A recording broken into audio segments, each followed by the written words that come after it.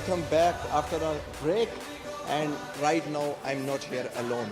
So one of the Canadian Zwelmi important member is with me. But let me give you a little introduction of this very member of the Canadian Zwelmi. Born in the Transvaal, one of the proud Springboks with me. And his name is Davy Jacobs. David Jacobs, known as Davy, and you will be familiar with Davy. That Davy was a part of the Mumbai Indians and he was sold out to the Mumbai Indians in 2011 in the IPL, one of the franchises in the IPL, in 1,60,000 US dollars, and later on have a unique honor of playing the Caribbean Premier League CPL in 2013, and he was also the winner of the 2009 Super Sixes tournament being held from the South African team, winning the tournament, and Davy was one of the important members. Davy is an outstanding wicketkeeper. Davy is an amazing hitter of the ball, and one thing you must not forget, and one of the proud opening partners of the batting legends and the Indian god Sachin Ramesh Tendulkar. He is having the honor of opening with Sachin, and also he is having the honor of keeping the wickets of Lakish Melanga and lot others, including Munaf Patel. And just like the spinners, he was keeping the wickets for them. Yes, David, how are you? Yeah, good man. Thanks for being here. So, Davy, first of all, my first question: how is all about the Springbok all the way coming from South Africa to Canada? That transition. Yeah, I retired quite young. 2015, I retired at 32. I think my dad is still upset because you're in your prime as a batsman at 32. That was regarding your injury? Yeah, a lot to do with injury, but also I have two young daughters at the time when they were 3 and 6 years old. So I always knew we were going to leave South Africa. So I didn't want to wait too long because they started growing up. They had to go to school. So I decided I was going to retire, and we were actually going to move to Belfast, Northern Ireland. So I came to Canada just to do 2 camps for Derek Pereira with the Ontario Cricket Academy. 2 high performance camps and maybe play for a month or 2. That was my plan. From here I would have flown to Belfast. My wife and my kids would meet me there. So I was here for 2 weeks, saw the academy, saw the quality of cricketers and the potential here. It was those days when you went to the Northamptonshire, or it was before that you were playing for them the county? No, it was after that. It was when I decided. This was now in 2015 when I decided, okay, I'm done. So I thought I was going to move to the UK. So I literally called my wife and she didn't know what was going on. I just said, you don't understand what it's like here in Canada. Amazing country and lots of potential with the cricket. And I love this academy. Plan C, Canada. We're coming here. So I actually never left. I'm still here. So now we're settled. Davy is an original proud Springbok, but he is loving Canada like anything. In every interview and in every meeting, he is saying that Canada is one of the amazing countries. Davy is having the honor of playing from the South African A side and about more than 90 matches before his retirement with this highest score of 200 plus. I think 218 it was? Yeah. 218 it was. And Davy was an important part and parcel member of the team Warriors, and later before that he was also playing with the Eagles. And I want to ask Davy that Warriors were the Davy team, but one of my favorite teams in those days were Cape Cobras. Yeah. From where Herschel Gibbs and man. those players were coming. So who was giving you the tough time over there? At the time, during the period where the Warriors dominated South African cricket, the domestic cricket, I think the Cobras, funny you say that, the Cape Cobras, they were actually the toughest competition. The Titans in Pretoria, the team where De Villiers and Duplessis, those guys played, they're always strong, always strong. But during my time, the last few years, definitely. But I mean, the Cape Cobras is a big favorite in South Africa among all players, because if you play for them, you more than likely you live in Cape Town, and Cape Town is an amazing place, man. Yeah, it's one of my favorite cities in the world, actually. But yeah, like you said, how I feel about Canada. I've been lucky to travel the world with cricket. I've been to most countries around the world in terms of cricket. For me, Canada is the best one in the world, without a doubt. Okay, coming back to the topic, Davy. Now coming to the Pakistan Super League, and slowly I'm coming towards the Canadian League and the Canadian Army. Pakistan Super League, the idea generated last year, the first edition, what was your feeling? Because Pakistan, one of the dominating nations of the cricket, but last of them to jump into the league because of certain crises in the country. Yeah. Lot of leagues started, IPL started, Caribbean League, Aussies started the leagues, and even Bangladesh started the league. But the Pakistan was the last one. What was your feelings when the franchises were launched? I was excited. I'm not surprised at all. I knew it would come.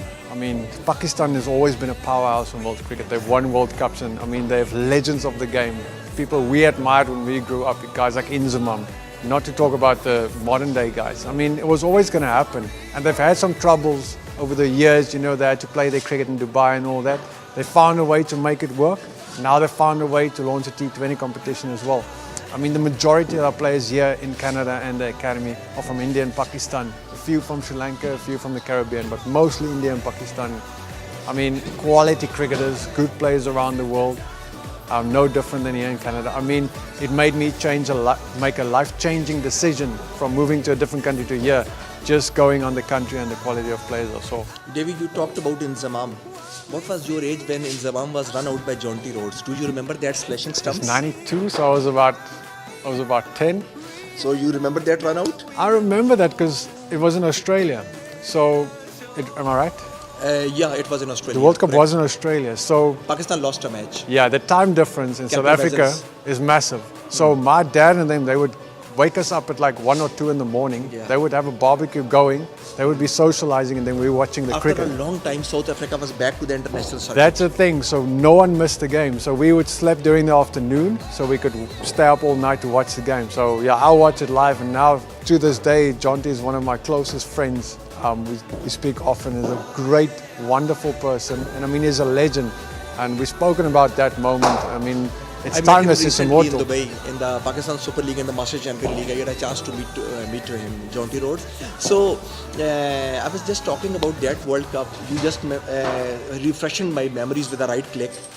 You just tell me, when South Africa was out as a 10-year-old Davy, what was your thinking when South Africa was out? The 23 runs needed on the one ball. Some of the stupid rules made at that time by the ICC. Yeah. What was your feelings? I don't know, man. You can't believe it in that moment because it doesn't register. You don't know what's going on because it doesn't make sense. And I was a kid as well. Like before the rain and all that started, we knew we were going to win. My dad kept saying to me, "We've got this, we've got this." And I mean, Dr. Lewis and things. If that was in place, it would have been different. But I mean, South Africa's gone through a strange phase. I mean, that happened. The '99 World Cup. I mean, that I remember that clearly. I was in grade 11. Lance Klusener and Hans Donald. Kluse and Donald and Horrible mix-up. yeah, the worst part is they tied the game. They didn't lose that game. Yeah, but the Super Six, the yeah. one in the points, they will go. There was a Yeah. decision before the tournament. So, what do you think about this phobia of South African cricket in the semi-finals? Is this anything special, mythology going on in the semi-finals? There's definitely something going on. I mean, Semi-finals, boom, and something yeah. is going on. And most tournaments, South Africa will be the favorites, right? They would dominate the pool games, world-class players, and for some reason, you know, they just get stuck. We always get stuck at the pool games. In last World Cup, one of the ex-South African I was took just the game going out to of- say now, I mean, Elliot, this guy, we played against each other at school level. South African schools, initially our first class careers, we played against each other in the domestic circuit. And this guy, he literally knocked us out of the semi-final by hitting that But six. what a wonderful gesture for the game of cricket when he came to the Lance Klusener. When he came to Dale Steyn, yeah. Dale Steyn and picked him up. What a pleasant moments for the gesture, and this is what we are about. Game of cricket is all about. So coming back again to the Pakistan Super League franchises. Now finally, as I told, and that they have announced that the Global Zermi World Cup will be Yeah. happening every year. So now, the first game of Canada Zulmi, the opening game of this World Cup will be between the Canadian Zulmi and the England, Yeah. the London Zulmi. So what are the chances? Yeah, more than anything, you know, this tournament for our players and for all the players coming from different countries. For me, it's a massive opportunity. You know, most teams will be young. And all you need in life, any talent, you just need opportunity. Any talent without opportunity is a waste. Now this, what I've explained to our guys, is a massive opportunity. Say you do go there on this tournament in Dubai. You don't do well individually or as a team. You don't lose anything. You gain the experience of playing on that stage, getting to meet some of those people, experiencing different cricket conditions. It will be amazing. But if you do pull something off great, you get 100, we get a 5-4, or you just consistently win games at the end for your team, this can change your life. You can get picked up there, you can end up in the Pakistan League, the Super League, and then what? Your life could change. All these guys are working. I know for a fact all these Canadian guys, they're working or they're students. You go there, you do something silly, something amazing, in 1 week your life can change forever. So, yeah, unbelievable. As JV told, your life could have been changed with a one hit or with a one ball or with a one amazing game. Yes, it is correct. Out of this Global Zelmi World Cup, the two lucky players would have been given the seat to sit on the bench of the Peshawar Zelmi during the second edition of the PSL Pakistan Super League tournament to be held in Dubai next month. So, regarding this game, when you are playing against England, London Zelmi, what are your chances? 50-50, 80-20 or 60-40? The bold question, the bold answer. The right answer is definitely any T20 game is 50-50. Even if a school, a club team is playing against a country and national team, it's always 50-50 because a T20 game, you can win and lose a game in 1 over. Because 1 over goes for 30, or you pull it back with a ball, you take 4 wickets in 1 over. Like those things happen. You can win or lose a game in 1 over. So every game, at any level, 20 over cricket, it's always 50-50. After Abrash Khan, what are your key hopes? Key figure you are seeing the potential who will perform for you or you are hopeful after Abrash? Yeah, I don't want to single out players, but obviously you know about Abrash, he's a captain. I mean the game changer. Yeah, I don't want to put pressure on any players. Klusener. Oh, you want a Klusener? Game changer. Okay, so I'll give you a player similar to Lawrence Klusener, a guy who can bowl fast and who can hit the ball, is Rayan Pathan. He definitely falls in that category, and that's why T20 cricket suits his game. He does really well in domestic cricket in Canada. He's certainly one of the best hitters in terms of ball striking I've seen. And we're talking about Gale and Russell and Pollard and Dhoni and those guys. This guy hits it as clean when he gets going. But I mean, we've got a very good team. Like I said, it's a young team, lots of guys with lots of potential. We've got good spinners.